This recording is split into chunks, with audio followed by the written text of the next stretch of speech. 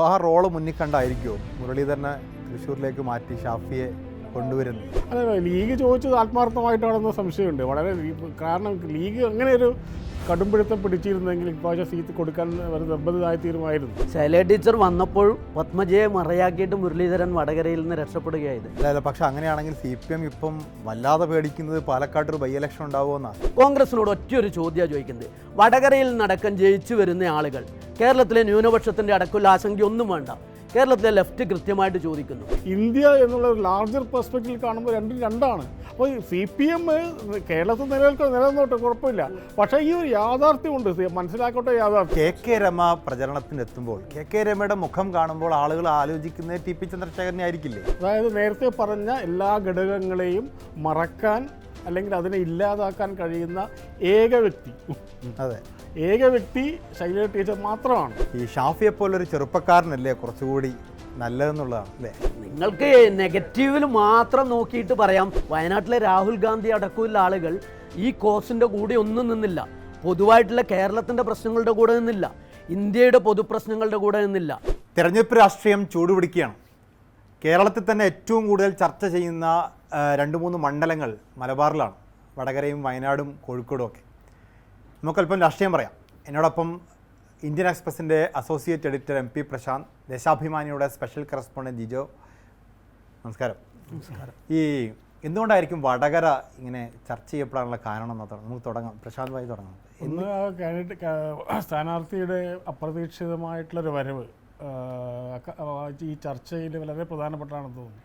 മുരളീധരൻ മത്സരിക്കുമെന്ന് ഏതാണ്ട് തീരുമാനിച്ചു കഴിഞ്ഞ സമയത്താണ് വളരെ അപ്രതീക്ഷിതമായിട്ട് ഷാഫി വരുന്നത്. ഷാഫിയുടെ വരവ് തന്നെ ഒരു ന്യൂജൻ രീതിയിലായതുകൊണ്ട് ട്രെൻഡ് ഉണ്ടാക്കി. ഷാഫിയുടെ വോട്ട് ചോദിക്കൽ തന്നെ സാധാരണ രീതിയിൽ നിന്ന് വ്യത്യസ്തമായിട്ടുള്ള ഒന്നായിരുന്നു. ഈ ഷാഫി വന്നോടുകൂടി ശൈല ടീച്ചർ പേടിച്ചോ? ശരിക്കും അങ്ങനെ പേടിക്കേണ്ട ആവശ്യമുണ്ടെന്ന് തോന്നുന്നില്ല. പക്ഷേ കാരണം വളരെ ഏളിയാണല്ലോ, വളരെ തുടങ്ങിയിട്ടേ ഉള്ളൂ. ഇപ്പോൾ കാണുന്നതൊക്കെ പുറമേ കാണുന്ന ഒരു പ്രകടനം എന്നതിനുപരിയായിട്ട് വളരെ തീരുമാനമെടുക്കേണ്ട സമയമൊന്നും ആയിട്ടില്ല. അതുകൊണ്ട് തന്നെ ഒരു പ്രകടനപരമായ പൊതുവെ നേരത്തെ തീരുമാനമെടുത്ത് വെക്കുന്ന പറയും. അല്ല, പല തിരഞ്ഞെടുപ്പുകളിലും അവസാനത്തിൽ നടക്കുന്ന പല കാര്യങ്ങളും തിരഞ്ഞെടുപ്പിനെ സ്വാധീനിക്കാറുണ്ട്. അതുകൊണ്ട് വടകരയിൽ മത്സരം കടുത്തതാണ്. ഒരുപക്ഷെ മുരളീധരൻ ഉണ്ടായിരുന്നതിനേക്കാൾ കൂടുതൽ ഈ ഷാഫി വന്നിറങ്ങിയപ്പോഴേ ഞാൻ ആ പ്രകടനം അങ്ങനെ നോക്കുകയായിരുന്നു. കംപ്ലീറ്റ് ലീഗിൻ്റെ കൊടികളാണ്. അതിനിടയിൽ നമ്മൾ കോൺഗ്രസ് കൊടികൾ കണ്ടുപിടിക്കാൻ പ്രയാസമാണ്. അതിനത് കഴിഞ്ഞ പ്രാവശ്യം ഇങ്ങനെ തന്നെയായിരുന്നല്ലോ. മുരളീധരൻ വന്ന് ഇറങ്ങിയത് ഓർമ്മയുണ്ടോ?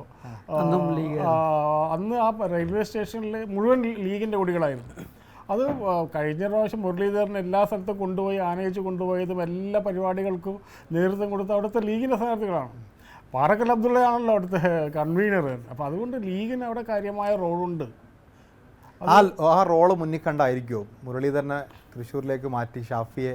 അല്ല, മുരളീധരന് ഇപ്രാവശ്യം ശൈല ടീച്ചർ വന്നതോടുകൂടി മുരളീധരൻ്റെ കാര്യം കുറച്ച് പരിഗണനയിലായിരുന്നു എന്നൊക്കെ ശരിയാണ്. അത് മുന്നിൽ കണ്ടുകൊണ്ട് മാത്രമല്ല, തൃശ്ശൂരിൽ ഉണ്ടായ സംഭവം പത്മജയുടെ BJP പ്രവേശനം ട്രാൻസ്ഫർ. അതിൽ ഞാൻ വടകരയിൽ 39% മുസ്ലിം വോട്ടുകളുണ്ടെന്ന് പറയും. അല്ല, അത് സ്വാധീനിക്കുമോ എന്നുള്ള? തീർച്ചയായും സ്വാധീനിക്കും. കാരണം അത് ഒരുപക്ഷെ ഇപ്രാവശ്യം ഉന്നയിച്ച വലിയൊരു പ്രശ്നം മുസ്ലിങ്ങളുടെ പ്രാതിനിധ്യ കുറവുണ്ടായിരുന്നു.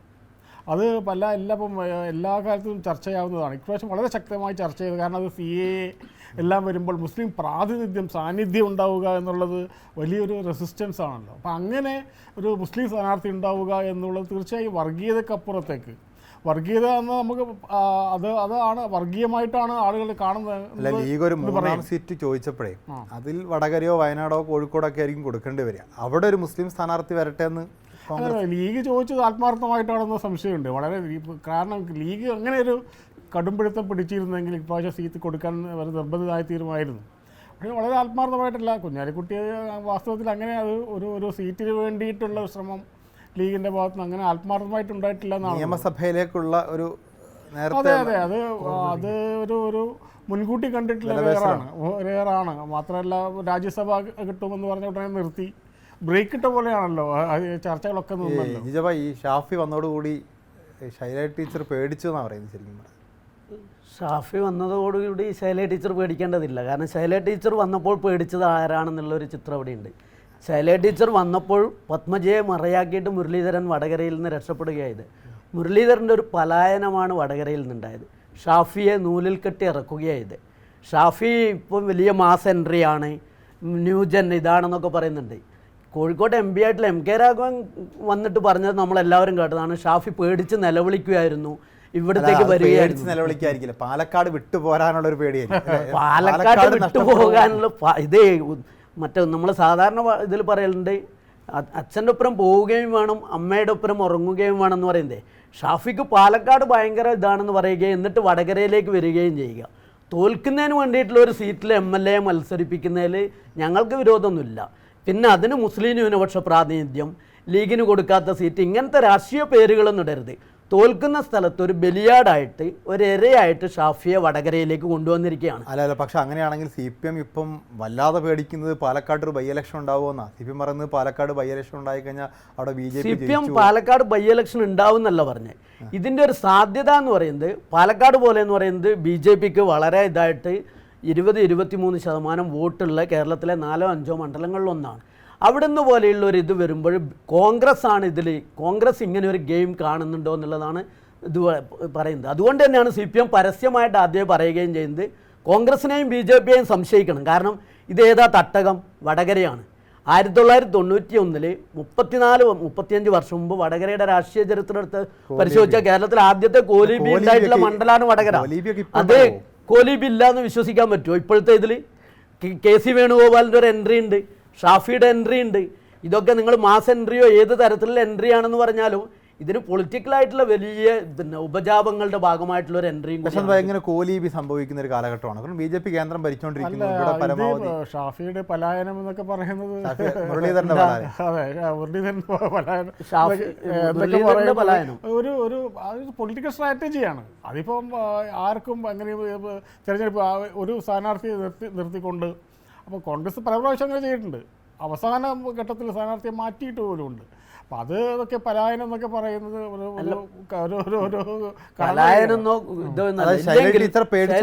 വന്നപ്പോഴുണ്ടായിട്ടുള്ള ഒരു ഇതുണ്ട്. CPMനെ സംബന്ധിച്ചിടത്തോളം അവിടെ ഏറ്റവും വലിയ ശ്രദ്ധാകേന്ദ്രമായിട്ടുള്ള ഒരു MLA നമ്മുടെ പിന്നെ വടകരക്ക് ഉണ്ടായിട്ടുള്ള ഒരു സവിശേഷത എന്താ? സിറ്റിംഗ് MP മത്സരിക്കാത്ത ഏക മണ്ഡലമാണ് കേരളത്തിൽ. തൃശ്ശൂരിൽ പ്രതാപൻ്റെ തലതെറിച്ചു ഇതായി. MLA മാർ തമ്മിൽ ഏറ്റുമുട്ടുന്ന ഒരു മണ്ഡലമാണ് കേരളത്തിലെ ഏക ആകെ 4 MLA മാരാണ് മത്സരിക്കുന്നത്. അതിൽ 2 MLA മാർ മത്സരിക്കുന്നു എന്നുള്ളത് ഷാഫി വന്നപ്പോൾ ഉണ്ടായി. പക്ഷേ ശൈലജ ടീച്ചറുടെ ഒരു എൻട്രിയെ മുരളീധരൻ അടക്കം തുറന്നു പറഞ്ഞ ഇതുണ്ട്. ഒരു ശക്തിയായിട്ടുള്ള എതിരാളിയാണ്. ജനാധിപത്യ മര്യാദയല്ല, ജനാധിപത്യ മര്യാദ നിങ്ങൾക്ക് എല്ലാ വിധത്തിലും നോക്കിയാൽ അറിയാം, ലെഫ്റ്റിന് അവതരിപ്പിക്കാവുന്ന ഏറ്റവും നല്ലൊരു കാൻഡിഡേറ്റ് ആണ് വടകരക്ക് കുറെ രാഷ്ട്രീയ പശ്ചാത്തലങ്ങളുണ്ട്. വടകരയിൽ ലെഫ്റ്റ് തോക്കുന്നത് എന്തുകൊണ്ടാണെന്നുള്ള സാധ്യതകളൊക്കെ അറിയായിരുന്നു. അതിനെല്ലാം തന്നെ ഇതാക്കാവുന്ന രൂപത്തിൽ മറികടക്കാൻ പറ്റുന്ന ഒരു രാഷ്ട്രീയ CPMന്റെ ഒറ്റ വോട്ട് പോലും മിസ്സാകാത്ത രൂപത്തിലുള്ള ഒരു എൻട്രിയാണ് ഉണ്ടായിട്ടുള്ളത്. ഇടതുപക്ഷത്തിന് പുറത്തുള്ള വോട്ടുകൾ, സ്ത്രീ വോട്ടർമാർ, പിന്നെ മുസ്ലിം വോട്ടുകളുടെ ഇത്, പിന്നെ കേരളത്തിൽ ഒട്ടാകെ തന്നെ ഇപ്പോൾ പറഞ്ഞതിൽ ഏറ്റവും പ്രധാനപ്പെട്ട പോയിന്റിലേക്ക് ഞാൻ വന്നു. മുസ്ലിം വോട്ടുകൾ അത് കോഴിക്കോട്ടാണെങ്കിലും വടകരയിലാണെങ്കിലും 2 സ്ഥാനാർത്ഥികളുടെയും ജയപരാജയങ്ങൾക്ക് വളരെ നിർണായകമായ ഈ മുസ്ലിം വോട്ടുകൾ പിടിക്കാനുള്ള CPMന്റെ ശ്രമം. ഇപ്പോൾ ഏറ്റവും ഒടുവിൽ പൗരത്വ നിയമത്തിലാണെങ്കിലും നേരത്തെ തന്നെ ഈ സമസ്തയെ കൂട്ടുപിടിക്കാനൊക്കെ ശ്രമിച്ച ഈ മുസ്ലിം വോട്ട് പിടിക്കാനുള്ള CPM ശ്രമം എത്രത്തോളം ഫലം കാണും ഈ തെരഞ്ഞെടുപ്പിൽ? അത് കണ്ടറിയണം. കാരണം CAA പ്രശ്നം എന്നുള്ളത് കഴിഞ്ഞതിൽ വ്യത്യസ്തമായി ഇപ്രാവശ്യം CAA പ്രശ്നം വന്നപ്പോൾ മുസ്ലിം സംഘടനകൾക്ക് കുറച്ചുകൂടി ഗൗരവത്തോടുകൂടിയാണ്, അതായത് പ്രാക്ടിക്കലായിട്ടാണ് കാണുന്നത്. അതായത് ഇതിനെ തെരുവിൽ നേരിടുക എന്നുള്ളത് BJPയെ സഹായിക്കലാണ്. BJP എന്തിനാണ് CAA കൊണ്ടുവന്നത്? ഒരു പോളറൈസേഷൻ ഉണ്ടാക്കി അതുവഴി ഒരു വോട്ട് നേടുകയും എന്നുള്ള തന്ത്രമാണ്. ആ അതെ, ആ തന്ത്രത്തിൽ നമ്മൾ വീഴേണ്ടതില്ല എന്ന് മുസ്ലിം സംഘടന തീരുമാനിക്കുകയും എന്നിട്ട് അതിന് മുസ്ലിം സംഘടനകളോട് മാറി നിൽക്കുന്നു. ആ മാറി നിൽക്കുന്ന രംഗത്താണ് CPM കടന്നു വന്ന് അതിഭയങ്കരമായ രീതിയിൽ CAA പ്രശ്നം വരുന്നത്. അങ്ങനെ ഇതൊരു തെരഞ്ഞെടുപ്പ് തന്ത്രമാണെങ്കിൽ തെരഞ്ഞെടുപ്പിന്റെ റാലിയുടെ ഭാഗമായിട്ട് CAA റാലികൾ നടത്താം. CAA റാലികൾ നടത്തിയത് LDF അല്ല, ഭരണഘടനാ സംരക്ഷണ സമിതി എന്ന് പറയുന്ന പ്രശാന്ത് പറഞ്ഞത് വെച്ചുകൊണ്ടാണെങ്കിൽ സമസ്ത കേരള ജമിയത്തുൽ ഉലമ എന്തിന് ഈ റാലികളിൽ എല്ലാ സ്ഥലത്തും തിരുവനന്തപുരത്ത് അടക്കം കഴിഞ്ഞ ദിവസം നടന്ന 7 റാലികളിലും അവർ പങ്കെടുത്തുകൊണ്ട് അവരുടെ സംസാരമുണ്ട്, അവരുടെ പ്രസംഗങ്ങളുണ്ട്. അതിലെന്താ പറഞ്ഞിരിക്കുന്നത്? അവർക്ക് ഇപ്പോഴും ഈ സർക്കാരിനെയാണ് സംരക്ഷിക്കുക എന്ന് പറയുന്നത്. കാരണം നിങ്ങളീ പറയുമ്പോൾ മുസ്ലിം ലീഗ് ഈ ചർച്ച നടക്കുമ്പോൾ പാർലമെൻറ്റിൽ നിന്ന് മാറി എന്ന് ചർച്ചയിൽ ഇടപെടാതിരുന്ന മുസ്ലിം ലീഗിനെ വിശ്വസിക്കണോ? രാത്രി കഴിഞ്ഞിട്ട് ചർച്ച മറുപടി പറയാന്ന് പറഞ്ഞാൽ മല്ലികാർജ്ജുൻ ഖാർഗെയുടെയും തൊട്ടപ്പുറത്തിരിക്കുന്ന KC വേണുഗോപാലിന്റെയും പാർട്ടിയെ ന്യൂനപക്ഷം വിശ്വസിക്കുന്നു. കാര്യത്തിൽ എന്താണ് കോൺഗ്രസിന്റെ നിലപാട്? തെരഞ്ഞെടുപ്പ് നടക്കുന്നതിന് ഇനി ഒരു 3 ആഴ്ച, ഒരു മാസമില്ല. CAയുടെ കാര്യത്തിൽ ക്രെഡിബിൾ ആയിട്ടുള്ള, കൃത്യമായിട്ടുള്ള, പൊളിറ്റിക്കലായിട്ടുള്ള ഒരു നിലപാടില്ലാത്ത കോൺഗ്രസിനെയും കോൺഗ്രസിന്റെ മുന്നണിയെയും ഈ ന്യൂനപക്ഷം വിശ്വസിക്കുന്ന എങ്ങനെയാണ്?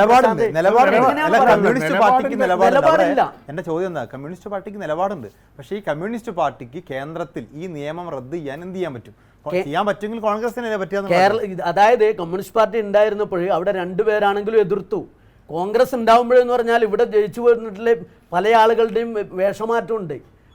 എത്രയും വേഗത്തിൽ രൂപമാറ്റം വരുന്ന മുതുകാടിനെയും സമ്രാട്ടിനെയൊക്കെ തോൽപ്പിക്കുന്ന വിധത്തിൽ 5 പേരാണ് കഴിഞ്ഞ ദിവസം ഹിമാചലിൽ നിന്ന് പോയത്. ഇനിയിപ്പോൾ ഇവിടുന്ന് പോയിട്ടുള്ള എത്രയും ആളുകൾ കൂടുമാറില്ല എന്ന് പറയാൻ പറ്റുമോ? കോൺഗ്രസിനോട് ഒറ്റയൊരു ചോദ്യമാണ് ചോദിക്കുന്നത്. വടകരയിൽ നടക്കം ജയിച്ചു വരുന്ന ആളുകൾ, കേരളത്തിലെ ന്യൂനപക്ഷത്തിൻ്റെ അടക്കമുള്ള ആശങ്കയൊന്നും വേണ്ട.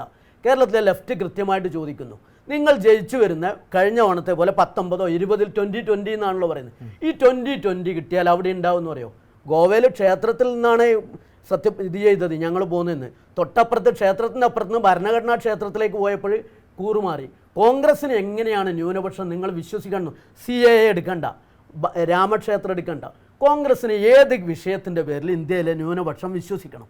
കേരളത്തിലെ വിഷയങ്ങളെടുക്ക്, പുറത്തുള്ള വിഷയങ്ങളെടുക്ക്. കേരളത്തിൽ വന്നിട്ടുള്ള വഖഫ് വിഷയം വന്നു. എങ്ങനെ സമസ്ത കേരള ജമിയത്തുൽ ഉലമയടക്കം പ്രധാന ന്യൂനപക്ഷ സംഘടനകൾ ആരെയാണ് വിശ്വസിച്ചത്? കോൺഗ്രസ് സമരം നടത്തിയിരുന്നു, ലീഗ് സമരം നടത്തി. ഈ കടപ്പുറത്താണ് ലീഗ് സമരം നടത്തിയത്. സമസ്ത പങ്കെടുത്തോ? പള്ളിയിൽ സമരം നടത്തണമെന്ന് പറഞ്ഞു, സമസ്ത വിട്ടു നിന്നോ? സമസ്ത അടക്കമുള്ള സംഘടനകൾ എടുക്കുന്ന നിലപാട് എന്ന് പറഞ്ഞ് കോൺഗ്രസിനെ വിശ്വസിക്കാൻ കൊള്ളൂ എന്നല്ല. എത്രത്തോളം മുസ്ലിം സമുദായത്തെ സ്വാധീനിക്കും? കാരണം അവർ പറയുന്നത് ഇന്നത്തെ കോൺഗ്രസ് നാളത്തെ BJP എന്ന് പറയുന്നതാണ് ഇപ്പൊ ചുരുക്കി പറഞ്ഞത്. ഇത് ഫാക്ച്വലായ കാര്യമാണ്. അതായത് ഈ കോൺഗ്രസിൽ നിന്ന് ആളുകൾ BJPയിലേക്ക് പോകുന്നുണ്ട്. പക്ഷേ ഒരു പ്രശ്നം എന്ന് പറഞ്ഞാൽ കേരളത്തിലെ CPM വളരെ പരിമിതമായ, ഇന്ത്യയിൽ വളരെ പരിമിതമായ ഒരു സ്വാധീനം മാത്രമേ ഉള്ളൂ. അപ്പോൾ കോൺഗ്രസിൻ്റെ പിന്തുണയില്ലാതെ ഒരു ഓൾട്ടർനേറ്റീവ് BJPക്ക് ഒരു പകരം എന്താണ്? എങ്ങനെയാണ് ഭരിക്കാൻ പോകുന്നത്? CPM എങ്ങനെയാണ് ഭരിക്കാൻ പോകുന്നത്? CPM എങ്ങനെയാണ് CAA ഇല്ലാതാക്കാൻ പോകുന്നത്? CPM എങ്ങനെയാണ് ഈ പറഞ്ഞ പ്രശ്നങ്ങളെയൊക്കെ പരിഹരിക്കാൻ പോകുന്നത് എന്നുള്ള വളരെ കൃത്യമായിട്ടുള്ള ഒരു യാഥാർത്ഥ്യബോധത്തോടുള്ള അല്ല. അതിൽ എനിക്ക് തോന്നുന്നത് എന്താ വെച്ചാൽ ശക്തമായ ഭരണപക്ഷമായി വരില്ല എന്ന് ഉറപ്പായി. അപ്പൊ ശക്തമായ ഒരു പ്രതിപക്ഷമാവാൻ ഞങ്ങൾക്കേ പറ്റൂ എന്നുള്ളതായിരിക്കണം CPM ഇപ്പൊ പറയില്ല. എവിടെ CPM ഒരു നാഷണൽ പാർട്ടി എന്നുള്ള അത് സംരക്ഷിക്കാൻ വേണ്ടിയിട്ടാണ് അവർ ശ്രമിക്കുന്നത്. നാഷണൽ പാർട്ടി എന്ന സ്റ്റാറ്റസ് സംരക്ഷിക്കാൻ ശ്രമിക്കുന്നവരാണ് ന്യൂനപക്ഷത്തെ സംരക്ഷിക്കാൻ പോകുന്നത്. അപ്പൊ ഇതിനെ രണ്ടിനെയും കൂട്ടിക്കൊടുക്കേണ്ടതില്ല. ഇതിൽ എന്ന് പറയുന്നത് ന്യൂനപക്ഷത്തിന്റെ ഏറ്റവും പ്രധാനമായിട്ട് നിങ്ങൾ ശക്തമായ പ്രതിപക്ഷമാവുക എന്നുള്ളതാണോ CPM? ശക്തമായ പ്രതിപക്ഷമല്ല. ഇന്ത്യ സഖ്യം എന്ന് പറയുന്നത് ഒരു യാഥാർത്ഥ്യമായിട്ടുള്ള ഇതാണ്. ആ ഇന്ത്യ സഖ്യം കേരളത്തിന് പുറത്ത് അതിൽ CPMന്റെ കൃത്യമായ നിലപാട് പറഞ്ഞിട്ടുണ്ട്. പ്രാദേശിക കക്ഷികൾ ഇതാക്കുക. നിങ്ങൾ നോക്കൂ, കോൺഗ്രസ് 3 സംസ്ഥാനങ്ങളിലാണ് ഉള്ളത്. അതിൽ നമ്മൾ ഈ ചർച്ച കഴിഞ്ഞ് പിരിയുമ്പോഴേക്ക് തന്നെ അതിൽ എത്ര സംസ്ഥാനങ്ങളുണ്ട്? CPM കേരളത്തിൽ മാത്രമാണ് ഇപ്പോൾ ഭരണത്തിലുള്ളത്. സത്യമാണ്, അതല്ല പറയുന്നത്. തമിഴ്നാട്ടിൽ അടക്കമുള്ളതിൽ, കർണാടകം കഴിഞ്ഞാൽ ആന്ധ്രയിൽ ആരാണ്? കോൺഗ്രസ് ആണോ പ്രധാന ഇന്ത്യ മുന്നണിയിലെ കക്ഷി? തെലങ്കാനയിൽ കോൺഗ്രസ് ആണോ? ജമ്മു കാശ്മീരിൽ കോൺഗ്രസ് ആണോ? അല്ല. ഒഡീസയിൽ കോൺഗ്രസ് അല്ല. ബീഹാറിൽ കോൺഗ്രസ് അല്ല. ഈ കോൺഗ്രസ് ആണെന്ന് പറയുമ്പോൾ കോൺഗ്രസ് ഇന്ത്യയിൽ എത്ര സംസ്ഥാനത്താണ് പ്രധാന പ്രതിപക്ഷമോ പ്രധാന പാർട്ടിയോ ആയിട്ടുള്ളത്? നിങ്ങൾ പഴയൊരു ചുമര് നോക്കിയിട്ടാണ് ചർച്ച ചെയ്യുന്നത്. ആ ചുമര് ബദലായിട്ട് എന്താണുള്ളത്? ബദലായിട്ടുള്ള എന്ന് പറയുന്നത് ഇന്ത്യ ബദലായിട്ട് ഉണ്ടാവുന്നത് ഇപ്പം പറയുന്നു. തമിഴ്നാട്ടിൽ ഇത് ഈ CPM കോൺഗ്രസും ഒരു പക്ഷത്താണ്. അപ്പോൾ കേരളത്തിൽ കേരളം വിട്ട് കഴിഞ്ഞപ്പോൾ മാഹി എത്തിക്കഴിഞ്ഞാൽ അത് വേറെ മാറുന്നു. അപ്പോൾ ഇത് കേരളത്തിലെ ഒരു ഇൻറ്റേർണൽ ആയിട്ടുള്ള ഞങ്ങൾ ഭരണം തുടർച്ച എന്നുള്ളത് വേണ്ടിയിട്ട് പറയുന്നൊരു കാര്യവും ഇന്ത്യ എന്നുള്ള ഒരു ലാർജർ പെർസ്പെക്റ്റീവിൽ കാണുമ്പോൾ രണ്ടാണ്. അപ്പോൾ CPM കേരളത്തിൽ നിലനിന്നോട്ടെ, കുഴപ്പമില്ല. പക്ഷേ ഈ ഒരു യാഥാർത്ഥ്യമുണ്ട്, മനസ്സിലാക്കട്ടെ യാഥാർത്ഥ്യം. കേരളം സവിശേഷമായിട്ടുള്ള ഒരു സെക്കുലർ ധാരയുള്ള ഒരു സംസ്ഥാനമാണ്. നിങ്ങൾ കേരളത്തിനെയും പുറത്തും രണ്ടായിട്ട് തന്നെ എടുക്കേണ്ടി വരും. കാരണം എന്ന് പറഞ്ഞാൽ കേരളമല്ല ഇന്ത്യ എന്നുള്ളത് കൂടി കാണണം. കേരളം പോലെ ഇന്ത്യക്കാരനായിട്ട് പുറത്ത് നിൽക്കാൻ പറ്റാത്തൊരു യാഥാർത്ഥ്യമുണ്ട്. നിങ്ങൾ ഭാരതീയനെന്നോ ഇന്ത്യക്കാരനെന്നോ പറയുമ്പോൾ മതനിരപേക്ഷധാരയോടുകൂടി മതവിശ്വാസത്തോടുകൂടി ജീവിക്കാൻ കഴിയുന്ന ഭൂമിയിലെ ഏക പ്രദേശം എന്ന് പറയാവുന്ന രൂപത്തിൽ കേരളമുണ്ട്. അതുകൊണ്ട് അത് CPM ഉള്ളതുകൊണ്ട് തന്നെയാണ്. ആ ഒരു യാഥാർത്ഥ്യത്തിന് ഒരു യാഥാർത്ഥ്യമുള്ളത് BJP-യെ ശക്തമായി നേരിടാൻ ഏറ്റവും ശക്തമായി നിലപാട് സ്വീകരിക്കുന്നത് CPM ആണ് എന്ന് ഒരു പരിധിവരെ ഇപ്പൊ സമസ്തയിൽ തന്നെ ഒരു വിഭാഗത്തെ വിശ്വസിപ്പിക്കാൻ CPM-ന് സാധിച്ചിട്ടില്ലേ? ഉണ്ട്. വിഭാഗത്തിൽ അത് പ്രശ്നം അത് അവർ CPM-നോട് അടുത്തത് ഈ CPM-ന്റെ ഈ ഏതെങ്കിലും രീതിയിലുള്ള രാഷ്ട്രീയത്തോടാണെന്ന് ഞാൻ വിചാരിക്കില്ല. മറിച്ച് ലീഗിനോടുള്ള വിരോധം അത് CPM-നോടുള്ള അടുപ്പമായി മാറിയതാണ്. അല്ലെങ്കിൽ ഒരു രീതിയിലും സമസ്തയെ പോലുള്ള ഒരു സംഘടനക്ക് അല്ലെങ്കിൽ ഒരു പൊളിറ്റിക്കലായിട്ട് അല്ലെങ്കിൽ ഒരു ഐഡിയോളജിക്കലായിട്ട് CPM-നോട് അങ്ങനെ വോട്ടാവുമോ? ആ വിരോധം CPM-ന് അനുകൂലമായ ഒരു തരംഗം വോട്ടായി മാറും. തീർച്ചയായിട്ടും വളരെ ഇപ്പോൾ ഈ പൊന്നാനി പോലുള്ള അല്ലെങ്കിൽ മലപ്പുറം പോലുള്ള മണ്ഡലങ്ങളിൽ സമസ്തക്കുള്ളിൽ ഉണ്ടായിട്ടുള്ള ഈ അഭിപ്രായ വ്യത്യാസങ്ങൾ വോട്ടായി മാറി. വടകരയിലും ഇപ്പോൾ 39% മുസ്ലിം വോട്ടെന്ന് പറയുന്നു. അതിൽ തന്നെ STPI 15,000 വോട്ട് കഴിഞ്ഞ തവണ പിടിച്ചു, കഴിഞ്ഞ തവണ 5,000 വോട്ട് പിടിച്ചു. ജമാഅത്തെ ഇസ്ലാമിക്ക് വോട്ടുണ്ട്. ഈ സമസ്ത EK വിഭാഗം ഇതെല്ലാം ഇടതുമുന്നണിക്ക് അനുകൂലമായി മാറുകയാണെങ്കിൽ ജയിച്ചു കയറാൻ സാധ്യത. ഇപ്പൊ ശൈല ടീച്ചർ മുസ്ലിം UDF-ന് പിന്തുണ പ്രഖ്യാപിച്ചു കഴിഞ്ഞല്ലോ, ഏകദേശം മനസ്സിലാക്കാവുന്നതാണല്ലോ. അപ്പൊ പിന്നെ അതിനെയും കൂടി ഇടതുപക്ഷത്തോടൊപ്പം കൂട്ടിക്കല്ല. ജമാഅത്തെ ഇസ്ലാമിയെ കുറിച്ചിട്ട് ഒന്നും പറയുന്നില്ല. CPM ഇതിലൊന്നും പറയുന്നത് കേൾക്കുന്നില്ല. കഴിഞ്ഞ ഒരു 1.5 മാസം 2-3 മാസമായിട്ട് ജമാഅത്തെ ഇസ്ലാമിയുടെ മറ്റേ ഈ മതരാഷ്ട്രീയത്തെക്കുറിച്ചോ അല്ലെങ്കിൽ മതരാഷ്ട്രവാദത്തെക്കുറിച്ചോ ഇതുവരെ കാണുന്നില്ല. RSS-ന്റെ മതരാഷ്ട്രമാണ് ചർച്ച. നമ്മുടെ മുന്നിൽ മതരാഷ്ട്രത്തെ ഉയർത്തി കാണിച്ച് RSS-ന്റെ മതരാഷ്ട്രത്തെ എതിർക്കുക എന്നുള്ളതാണ് ഇതുള്ളത്. ജമാഅത്തെ ഇസ്ലാമി അവരുടെ പാർട്ടി തെരഞ്ഞെടുപ്പിൽ മത്സരിക്കുന്ന പോലും ഇല്ല. കഴിഞ്ഞ തെരഞ്ഞെടുപ്പിൽ കോടിയേരി ബാലകൃഷ്ണൻ ഉന്നയിച്ച പ്രശ്നമുണ്ട്. ഹസൻ, കുഞ്ഞാലിക്കുട്ടി, അമീർ, അത് നിയമസഭാ തെരഞ്ഞെടുപ്പിലെ ചർച്ചയാണ്. അന്ന് ജമാഅത്തെ ഇസ്ലാമി പരസ്യമായിട്ട് UDF-ന് പിന്തുണ കൊടുത്ത എങ്ങനെയാണ് ഇപ്പൊ ശരിയായ വോട്ടായി മാറുന്നത്? ശിർക്കാണോ നല്ലതാണോ എന്നുള്ള ചർച്ചയല്ല. കാരണം ജമാഅത്തെ ഇസ്ലാമിക്ക് ഒരു രാഷ്ട്രീയ പ്രസ്ഥാനമുണ്ട്. അവർ ഈ തെരഞ്ഞെടുപ്പിൽ നിലപാടെടുക്കുന്നു. അവരെ വെറുതെ വിടാം. അവരൊരു നിലപാടെടുത്തതിന് ശേഷം നമുക്ക് അവരെ ചർച്ച കൊണ്ടുവരാം. നമ്മുടെ വിഷയം എന്ന് പറയുന്നത് RSS-ഉം BJP-യും ഒരു മതരാഷ്ട്രവാദവുമായി വന്നുകൊണ്ട് 2024 ശേഷം 2029 ഇന്ത്യയിൽ ഒരു തെരഞ്ഞെടുപ്പ് ഉണ്ടാകാത്ത ഒരവസ്ഥയാണ്.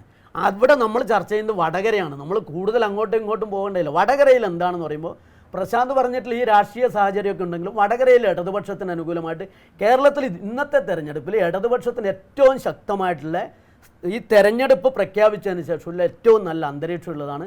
നിങ്ങൾ പറയുന്ന സമൂഹ മാധ്യമങ്ങൾ ഉണ്ടാവാം, ന്യൂജൻ ഉണ്ടാവാം. പക്ഷേ സമൂഹ മാധ്യമങ്ങൾക്ക് ഇതിൻ്റെ അപ്പുറത്ത് വടകരയ്ക്ക് കൃത്യമായിട്ടുള്ള ഒരു പൊളിറ്റിക്കൽ സ്റ്റെബിലിറ്റി ഇല്ല. ഞാൻ പറയുന്ന 3 പോയിന്റുകൾ എങ്ങനെയാണ് വടകരയിൽ LDF മറികടക്കുന്നതെന്ന് പറയണം. 1 ഈ പറയുന്ന ന്യൂനപക്ഷം, 2 അവിടെ TP ചന്ദ്രശേഖരൻ്റെ കൊലപാതകം, 3 ഭരണവിരുദ്ധ വികാരം, സംസ്ഥാന സർക്കാരിനായി. ഈ 3 ഫാക്ടേഴ്സിനെ CPM എങ്ങനെയാണ് മറികടക്കാൻ പോകുന്നത്? അതിൽ 2 വിഷയമേ അല്ല.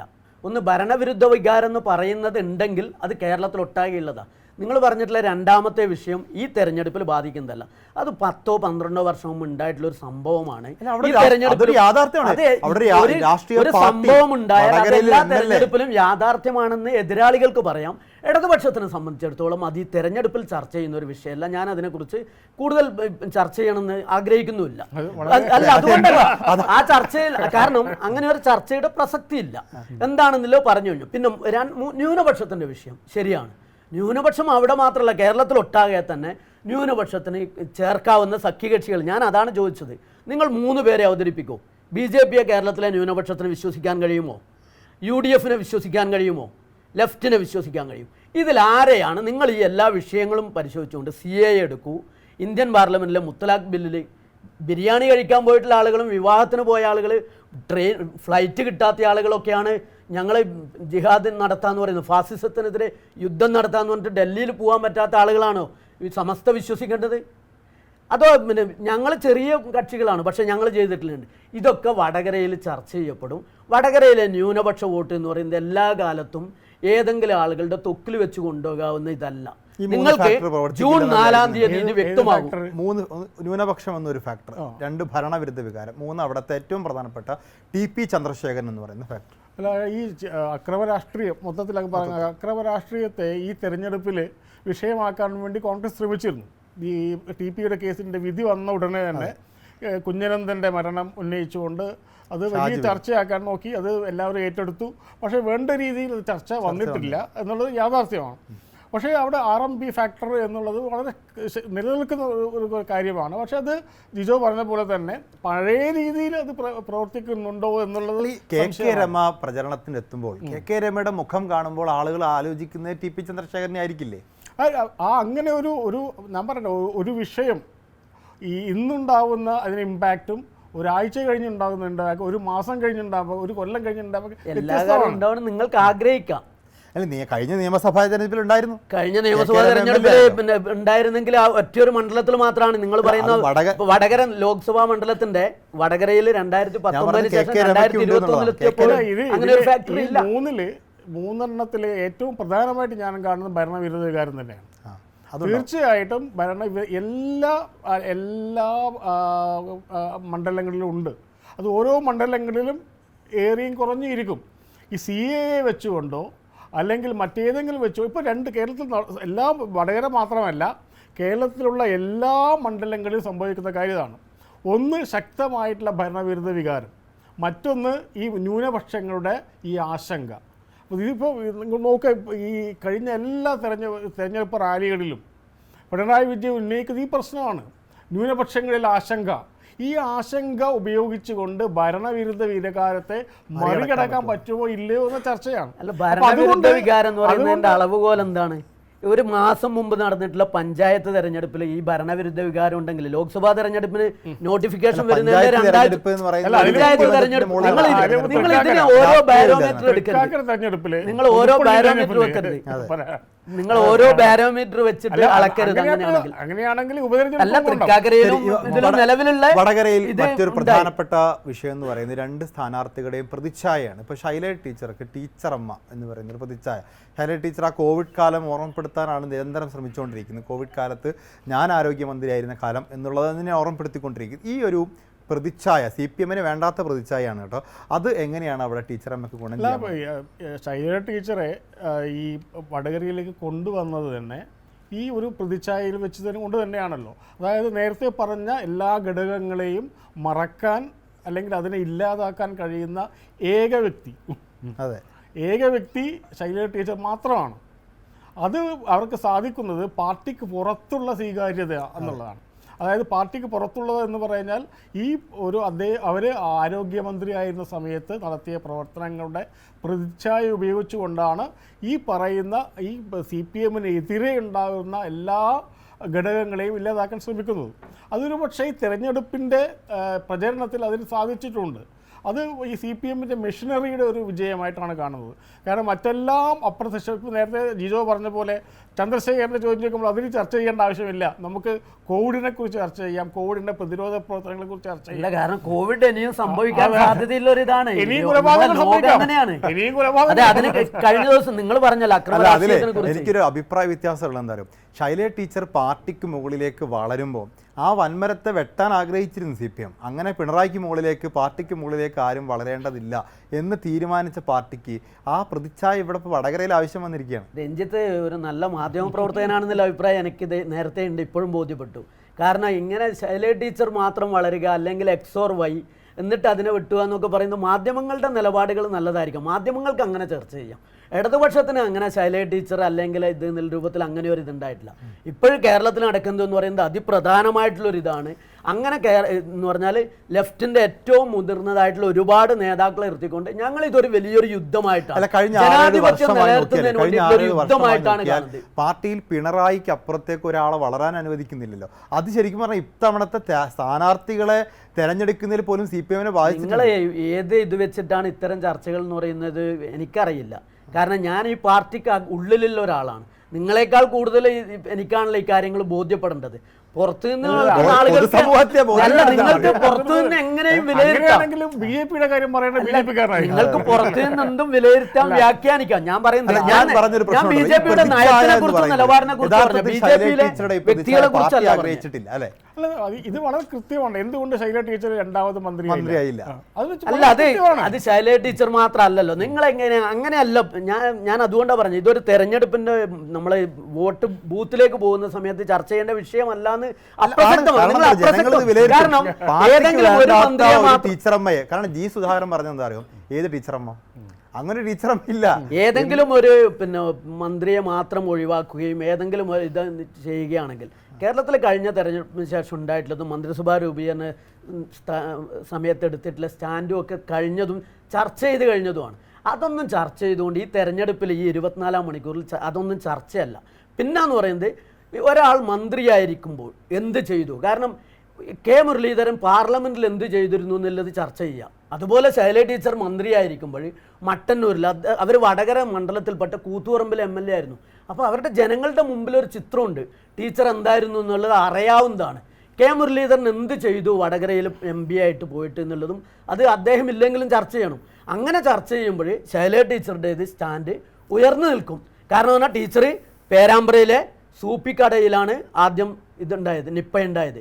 പിന്നീട് കോവിഡ് വന്ന് അവിടെയൊക്കെ ഒരു ആരോഗ്യമന്ത്രി എന്നുള്ള രൂപത്തിൽ എന്ത് ചെയ്തു എന്നുള്ളത് വലിയൊരു ഘടകമാണ്. അത് നമ്മുടെ മുന്നിൽ തുറന്നു ചിത്രമുണ്ട്. ഇപ്പൊ ഇവർ പറയുന്നത് CAA പ്രശ്നമാണ്, അല്ലെങ്കിൽ 2024 29 അധികാരത്തിൽ വരാൻ പോകുന്ന ഒരു ഫാസിസ്റ്റ് ഭീഷണിയെ ചെറുക്കുക എന്നുള്ളത്. അതിന് ഈ ഇമേജുമായിട്ട് എന്താ ബന്ധം? അതിപ്പോ നിപ്പയെ ചെറുത്ത പോലെ BJP